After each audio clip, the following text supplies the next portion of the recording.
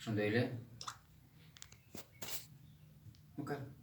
айта берейинби? Ошо Эркин Тетиш агабызга ыраазычылык билдирем.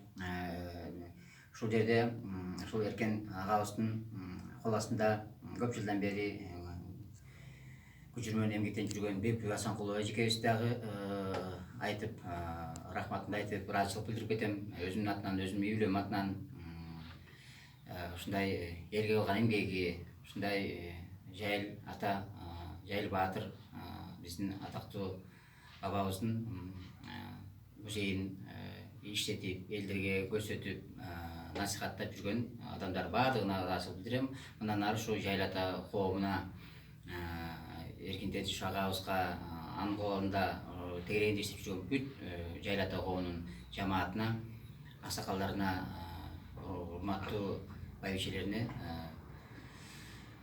ийгилик каалайм, ден соолук каалайм. Ошол эң негизги мына ошол эле маалда айта кетчү жагдай, мына быйыл орозо айында келип отурам. Бүт биздин орозо кармаган, орозо туткан мусулмандарыбызга баарына орозобуз кабыл болсун. Ушул Кыргызстанга, кыргыз жергебизге тынччылык, бакубатчылык өмүр келсин, өмүр сүрсүн, элибиз тынччылык болсун, молчулук болсун, токчулук болсун. Аман бололу, бар бололу. Эң негизи ушундай басып өткөн жолун насихаттап жүргөн ушу адамдарга рахмат. Ушу Жайыл ата, Жайыл баатыр, биздин атабыздын, Жайыл баатыр бабабыздын арбагы кыргыз элин, Жайыл ата коомун колдоп жүрсүн. Рахмат.